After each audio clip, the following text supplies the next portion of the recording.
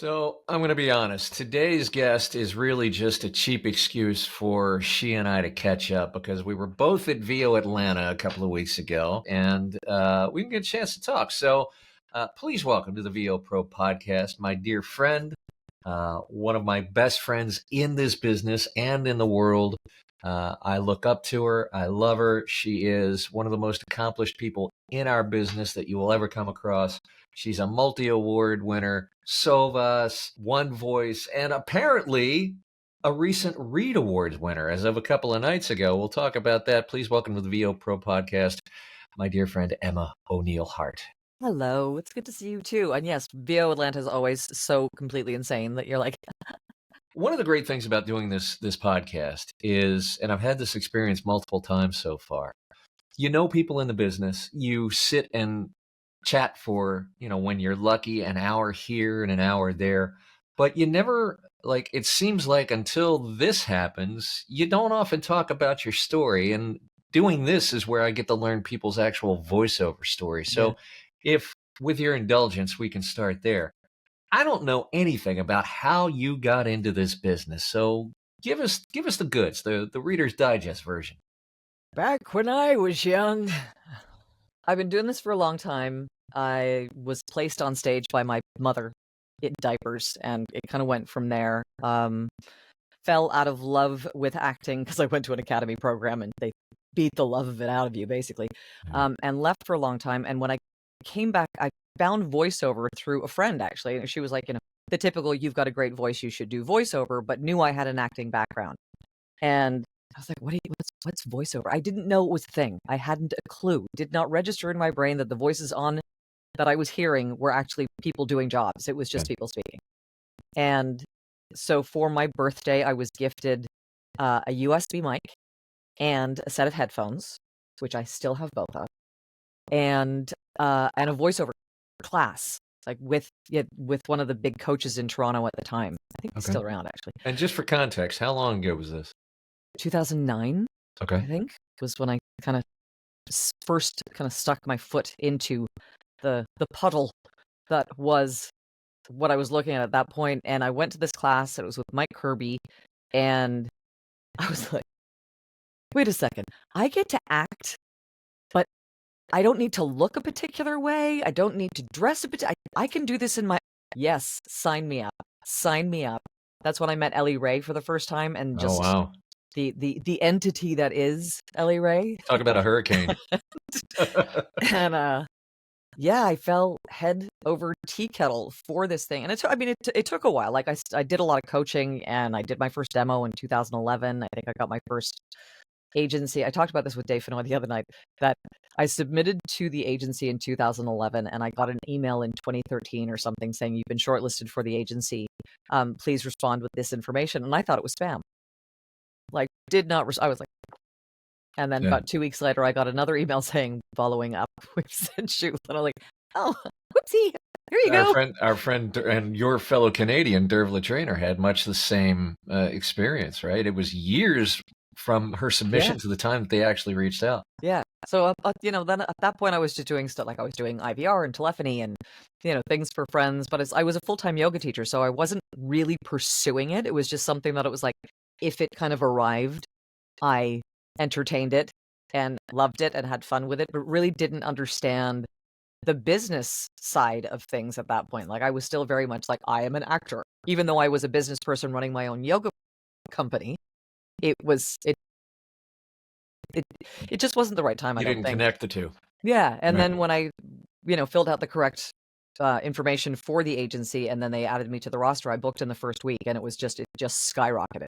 So explain for those of us in the States. Derv has said to me before, there are really only about 3 main voiceover agencies in Canada, which, coming from the States, boggles my mind. How exactly does that work?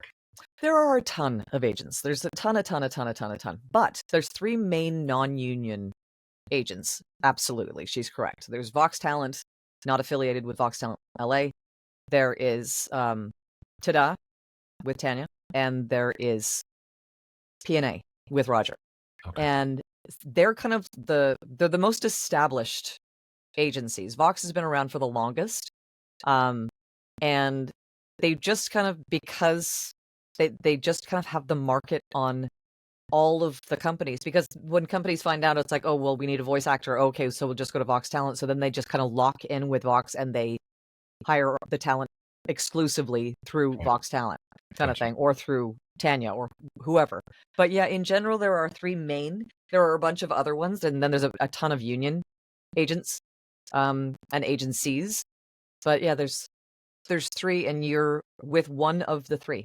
Got it. And you, I'm guessing, are not ACTRA. I am not. Okay. Are you I like to work. SAG-AFTRA? Not yet. SAG makes sense to me. ACTRA does not. So back to your journey. You start to get some coaching. You sign with, I'm sorry, which agency? Vox. I'm with Vox. And things start to skyrocket. What happens next? I slowly start to build my business with voiceover and started to, like, I think when I first signed with Vox, I was like, I don't need a home studio. Like, I'll just come into the studio and record. And they were like, yeah, no. I was like, so I had a storage box stuffed with mattress foam and my $150 USB mic. I was good to go. Doing your thing. I recorded nationals in that thing. Like, I made that thing work. Like, it doesn't have to be fancy. It just needs to work. And so it did.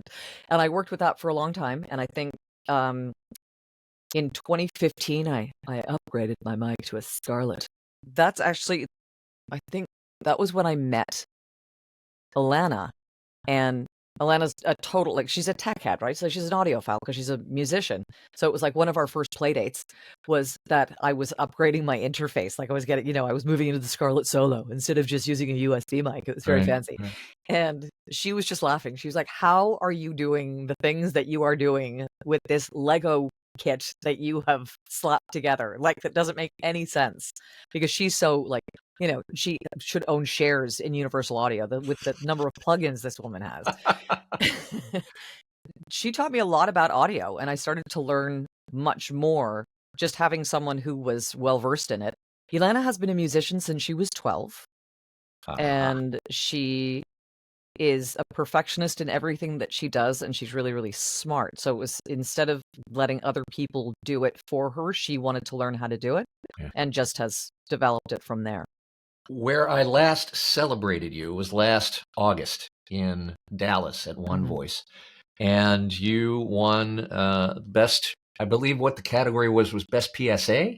Yeah, best PSA radio. Best PSA radio for an organization in Toronto that helps to serve homeless men. Talk about that, if you would. Haven Toronto serves elder homeless men.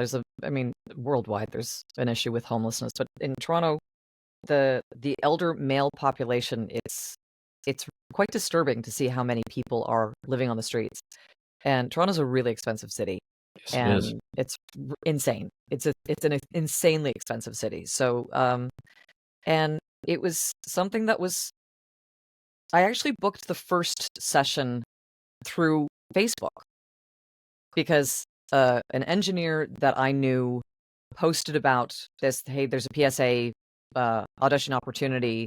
Would you audition for it? And he was like, the rates PSA, I don't expect you to do it. And I was like, of course I'll do it. Why would I not do it? Work is work, and PSAs help people, and that's what I want to do. Like, I'm here to serve. Like, that's my, I get up every morning. How can I serve today? That's what I do.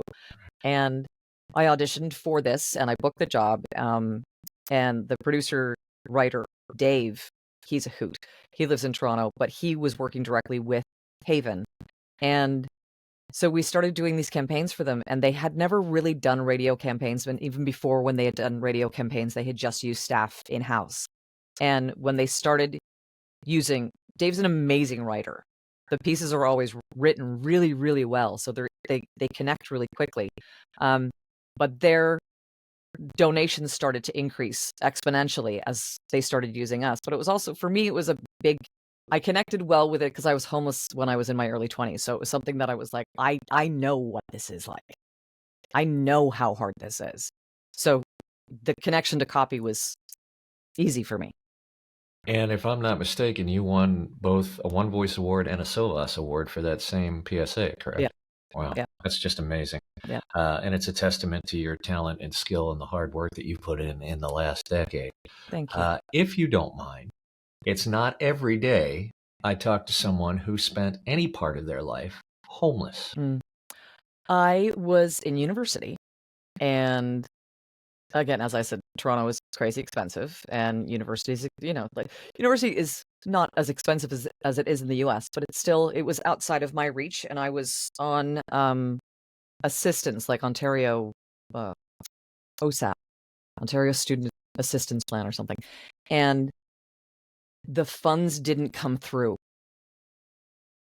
and so I was lined up to live in residence. Like I had a room booked in residence, and I had the next semester to pay for. And it was like I only had enough money to pay for one. I didn't have enough money to pay for both. And my parents were not fans of me going to university. So we were not my mother was like, if you're going to be an actor, just act. Like, I don't understand, which she had a point, really, but I was a stubborn 19-year-old, 20-year-old, and I was going to get a degree. Right. And so I wasn't financially supported by them at all. They didn't really have the funds anyway, but they didn't, because we didn't see eye to eye on what I was doing. I couldn't reach out to them and ask. Right.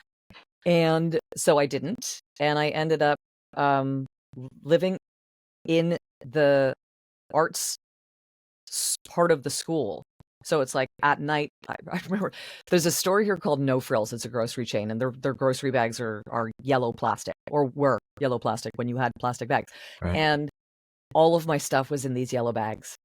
And I would keep them in the lockers that was at in the fine arts department. I would keep them in the lockers, and then at night, as the janitors were going through, like, cleaning the different rooms, like the different study rooms, I would find the one that they had left unlocked. Wow. And I'd sleep there. Or if I couldn't, I'd sleep in the theater, or I'd sleep somewhere. So it was always, I would change spots all the time so that I wouldn't get caught. Right. And I did that for 3 months. It was a challenging time, and very, very scary, because you're not safe. But so I finished 4th year, and I finished with a minor in kinesiology, as you do, coming from acting. You go into Sure. sports science. Why not? And Biochem wasn't available? it wasn't at the time, no. No, and I was the only one that was willing to dissect the cats. So, that's how that happened. Nice. And it ended up working to my advantage, because I became a yoga teacher. And as a yoga teacher, you need to be able to stand in front of people and be entertaining, but at the same time, it's helpful when you know the anatomy and the structure of the body. And I kind of fell into that. I was a gym bunny. I was very into working out, but I had, from university, I moved back to Ireland. I'm from Dublin. And This I didn't know about you. Yeah, born and and this raised. you also share with Dervla Trainer. Yes, we're probably cousins, in fact, because her Wow. grandmother's, her grandmother and my grandmother, we're pretty sure we are actually cousins.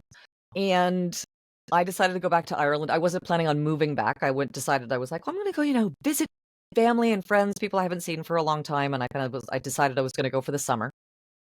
And I arrived in Dublin and booked myself into a bus tour to see the four corners of Ireland, because it's, like anybody, the country that you live in, you rarely travel around. You go to other countries to vacation. And it's like, in Ireland, I'd never been anywhere. Like, I'd never been to Cork. I'd never been to Galway. I'd never been around the country. So I decided I was going to do that.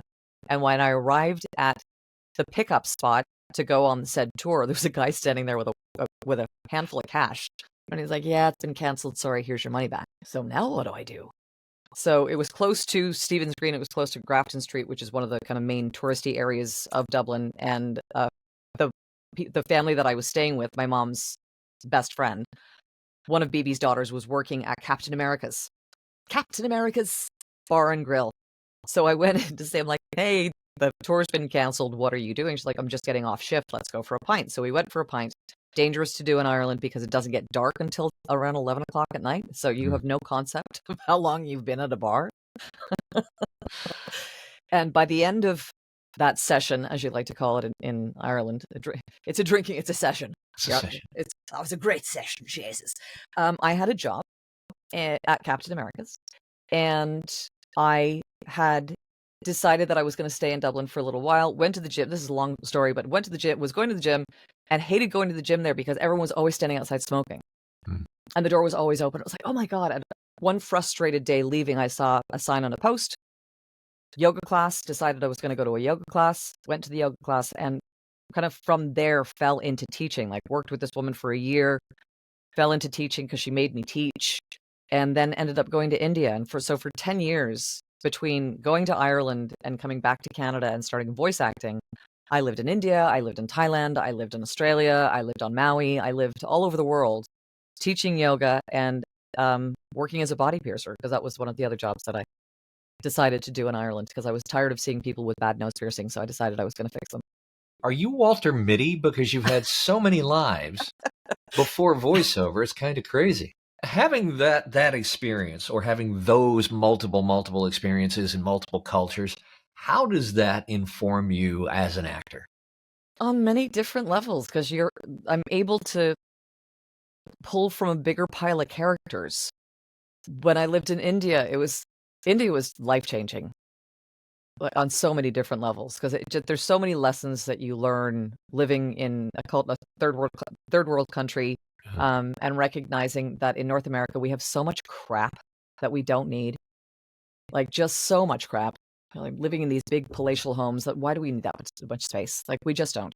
And living in India, seeing and bearing witness to and being part of this incredible culture, people are just happy. They're happier. And it's like you'd have foreigners, because I lived there. The foreigners would come in and be like, but they don't have a television. They don't have this. They don't have that. And I'm like, then they don't care, because they have each other.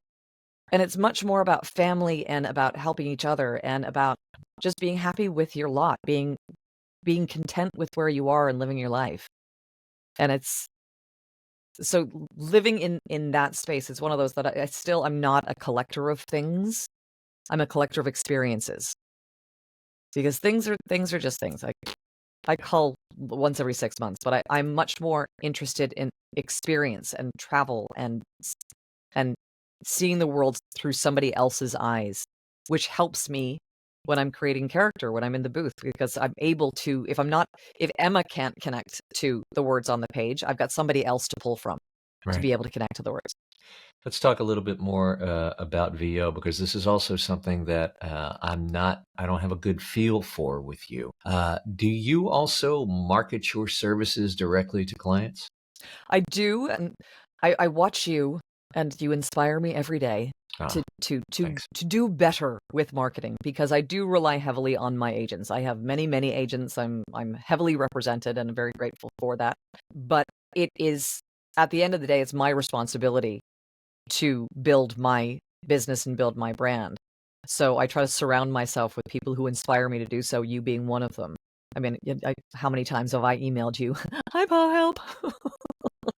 I'm just thankful we're in the same time zone, Thank you. But yeah, so now it's actually one of the things that for 2024, I've been much more proactive with. That when I got my business email, moneilvo.com, I transferred, like I imported my contacts from my Gmail into this contacts list and left them there as imported in on said date. Like that's literally the folder. And I'm like, oh, there are hundreds of contacts that I have not reached out to in 4 or 5 years since I got the email. So now it's my weekly I must do is go through 10 of them a week, research them, make sure they're still actually doing what they're doing and that the email is still live. Because if that folder's that old, that was pre-pandemic. I organize a minimum of 10 per week, research them, and reach out to see. And it's been, now I've gone through like 60 or something. And each week, if I send out 10, I'll get at least 4 responses back. So, and that's super high. And the reason is you already have a relationship with those people. It may have been dormant for a while, but you're reviving that relationship, and that's super smart. Let's talk. I say there's 4 pillars to finding work in this business. That's representation. There's direct marketing. There is the pay-to-plays or the freelancer sites. And then there's social media. Are you on any of the pay-to-plays? I am. I cannot get arrested. Can't get arrested on the pay-to-plays? Cannot get arrested. This blows my, well, it on one hand, it blows my mind. On the other hand, it doesn't, and I'll tell you why. You're a ridiculously accomplished voice actor. You multiple award winners. You are an actor's actor. You come from that background. You've been around a hot minute, and yet you can't get arrested on the pay-to-plays. Nope. Why do you think that is? How do I say this? Because it's not about discrediting anybody or saying that like I'm better. Any of those things. It's that, like, I've just started coaching now, so I'm offering career consults to people and performance coaching to people because apparently people think that I have something to offer. And one of the things that I'm hearing, because I'm asking people to send me samples of jobs that they've already done, and the audio quality is they're recording into a Blue Yeti on their kitchen table, and yet this is what is being hired. So I think that if it's from a client side, that if it's good enough, it will work. And I think there's a possibility it's also to do with rates and what people are accepting as rates. I would think it's a probability. So, because especially when it's quote by voice actor, I was speaking to somebody the other day, a casting director, and she had said that she actually had used a pay to play because it was a wide net. She was like looking for something really specific that she was like, I don't know anyone who fits this, so I'm going to cast a wide net.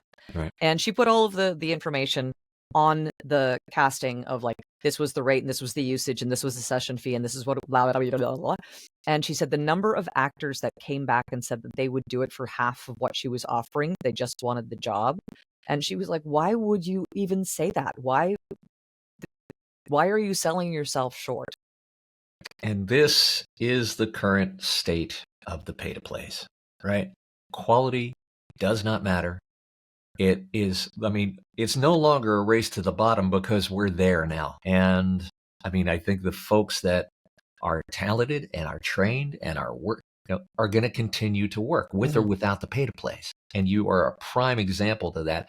And I want people to understand that if you think that the pay-to-plays are going to be the answer to building your business. J. Michael Collins and I had a conversation a few months ago. He said those days are long gone. They were.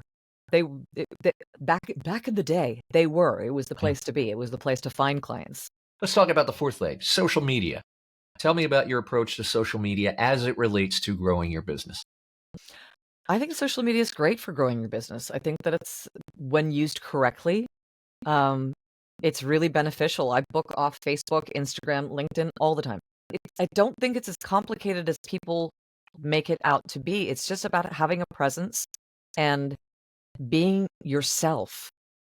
Like, you see my, I post my daily walk videos or my, voiceover roundtable recaps. And it's like, I've got, at least today, I've got my hair done. Like, generally, it's like I've got my hair dragged back. I've got a pair of glasses on. I probably have broccoli in my teeth. Like, I'm just, woo, here I am.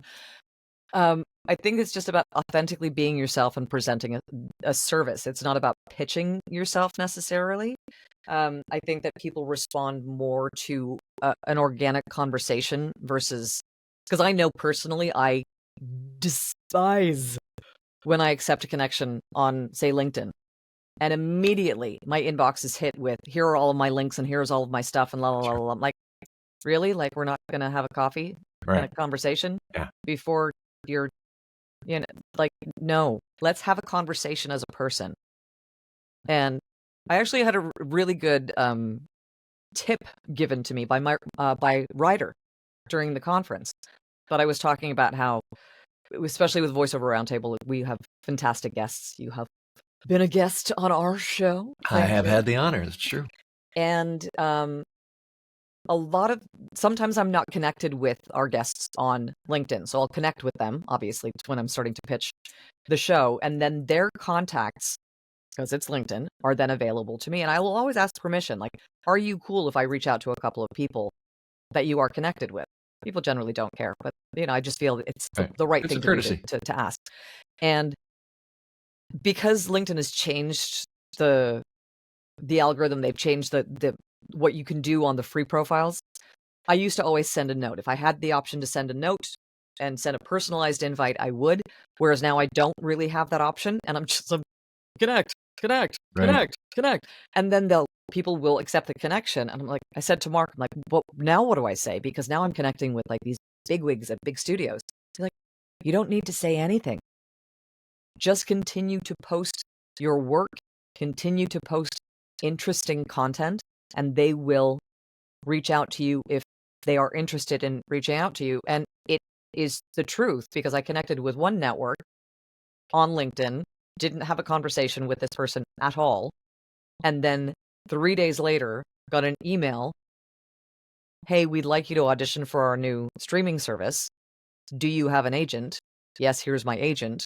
And I auditioned for one of the major networks because of a LinkedIn Connect button. And Bob's your uncle, right? And that's how it can be effective and, as you say, correct.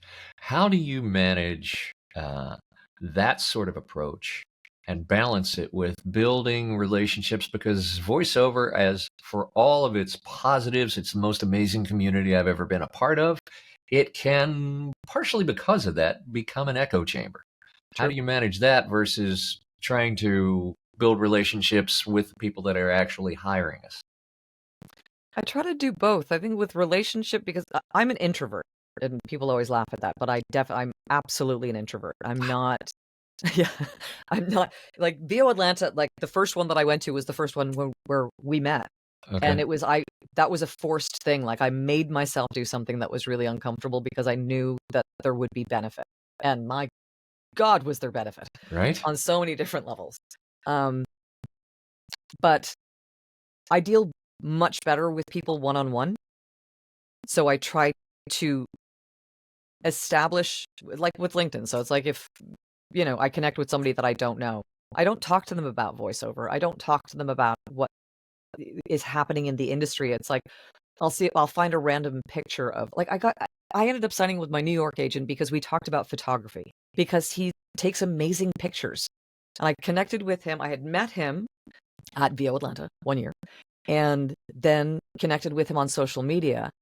And every one of the brother, obviously, after a conference is emailing agents and asking for representation and how do I get onto Sure. your roster and all of the stuff. And I chose not to. I chose to follow him instead on Instagram. And he posts these incredible photographs. And we, for whatever reason, struck up a conversation via email. And I told him about my dad being a photographer as well, and remembering when we would go on family vacations, getting up really early with my dad because he was an architect. So he would want to go out into the cities really early in the morning so that he could lie down in the middle of the street and take photographs of the buildings lying down and things like that. And so we started this conversation, and because of that conversation, he invited me to the roster. And this is why I say you think you're in the voiceover business. You're not. You are in the relationship business. Yes. You best serve yourself and your business and this industry when you become a professional friend collector. Yes. I'm really glad we got a chance to catch up. I learned so much about you and confirmed what I've always believed, and that is you are one of the great human beings in our business. You're a huge asset to this community. Thank you. And I love you, and I can't wait to see you again in Dallas. The feeling is mutual, my friend. You are an amazing human. I love what you do. I love how much you help. I love your strength and your conviction, and I love that you just will not back down on anything. Like it's like, yes, For Paul is better or like, for worse. no, really, it is always for better, always for better. And I, for one, am super, super grateful for everything that you do. So thank you for what you do. Likewise. Emma O'Neill Hart, it's been a pleasure, and we will see you soon. Mwah.